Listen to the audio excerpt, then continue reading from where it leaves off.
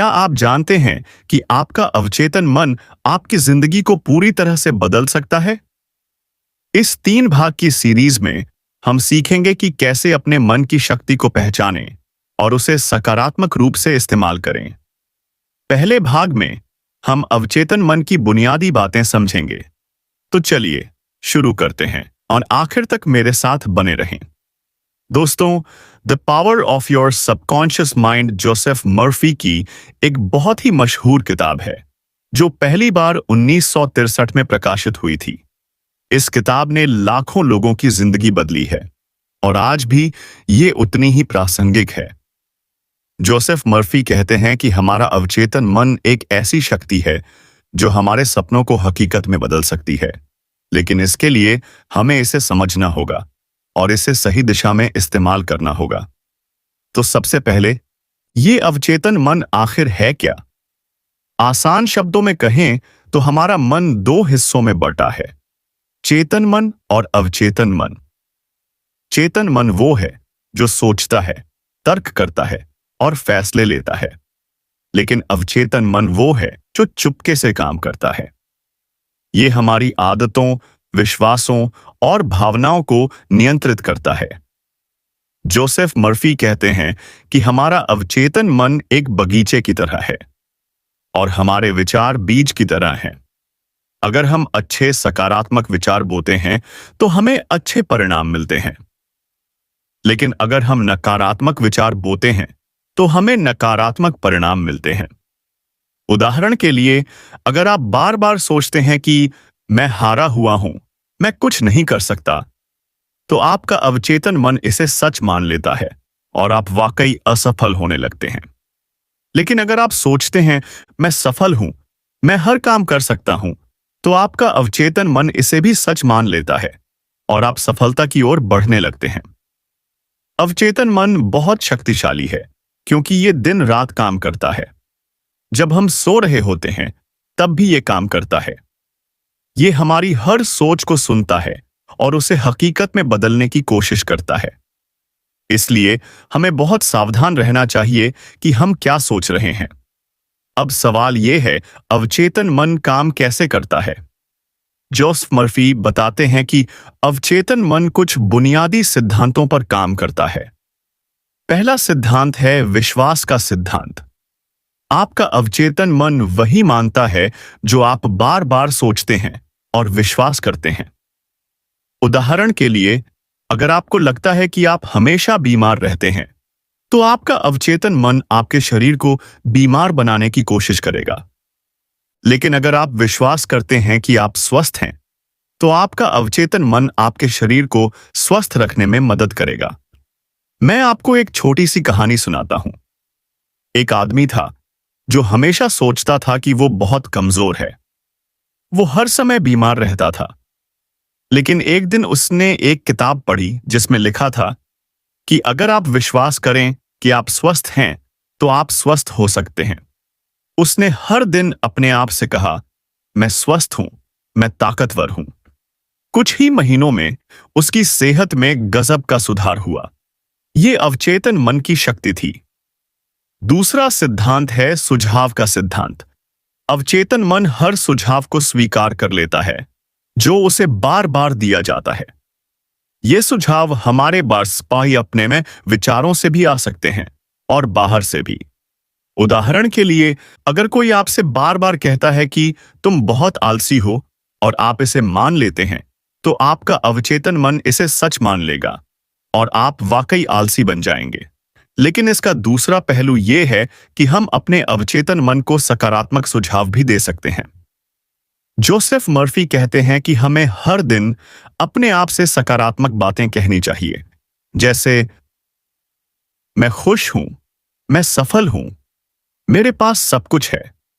जब हम ये बातें बार बार कहते हैं तो हमारा अवचेतन मन इसे स्वीकार कर लेता है और हमारी जिंदगी में सकारात्मक बदलाव आने लगते हैं। इसलिए हमें अपने विचारों पर कंट्रोल करना सीखना चाहिए।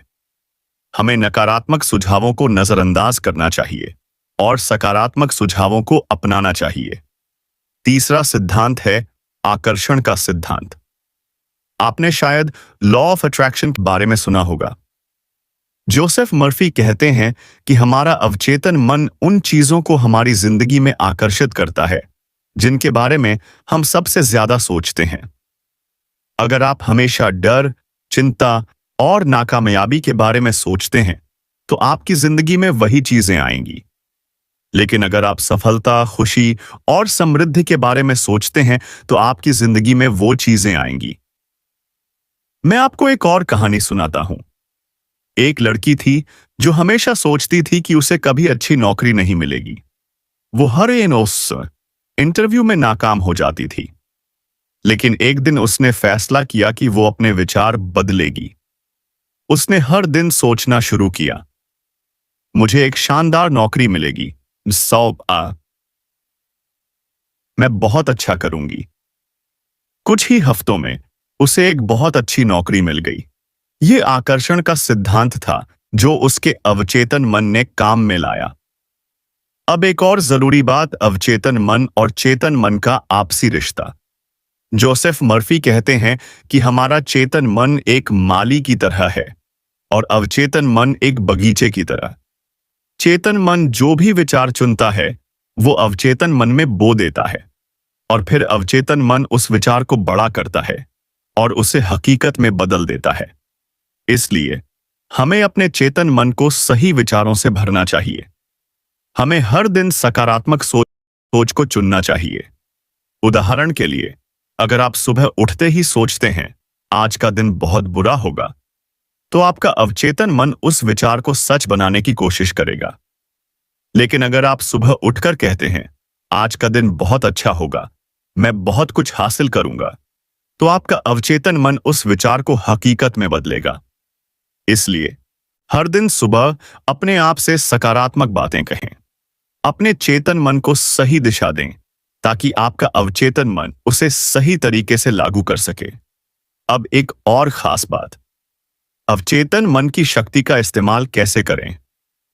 जोसेफ मर्फी कहते हैं कि इसके लिए हमें सबसे पहले अपने विश्वास को मजबूत करना होगा। हमें यह विश्वास करना होगा कि हम जो चाहते हैं वो हासिल कर सकते हैं। उदाहरण के लिए, अगर आप एक बड़ा लक्ष्य हासिल करना चाहते हैं तो सबसे पहले उस लक्ष्य को अपने दिमाग में साफ करें। मान लीजिए आप एक अच्छा बिजनेस शुरू करना चाहते हैं, तो हर दिन अपने आप से कहें, मैं एक सफल बिजनेसमैन हूं, मेरा बिजनेस बहुत अच्छा चलेगा। इस विश्वास को अपने अवचेतन मन में डालें। जोसेफ मर्फी एक तकनीक सुझाते हैं, टुडे विजुअलाइजेशन कहते हैं। इसका मतलब है अपने लक्ष्य को अपने दिमाग में देखना। हर रात सोने से पहले अपने आप को उस स्थिति में देखें जो आप हासिल करना चाहते हैं। कल्पना करें कि आप अपने सपनों की जिंदगी जी रहे हैं। जब आप ऐसा करते हैं तो आपका अवचेतन मन उस सपने को हकीकत में बदलने लगता है। एक और महत्वपूर्ण बात, विचार जो किताब में बताया गया वो है नींद से पहले की तकनीक। जोसेफ मर्फी कहते हैं कि जब हम रात को सोने से पहले का समय बहुत महत्वपूर्ण होता है, हम नींद से पहले की तकनीक मैंड्सफस नोवोस्ती नील से बात कर सकते हैं। वो नींद से पहले की तकनीक हमारे अवचेतन मन को सकारात्मक विचारों से भरने में मदद करती है, जो हमें अपने सपनों को हकीकत में बदलने में सहायता करती है। जब आप सोने जा रहे हों तो अपने दिमाग में उन चीजों की कल्पना करें जो आप चाहते हैं।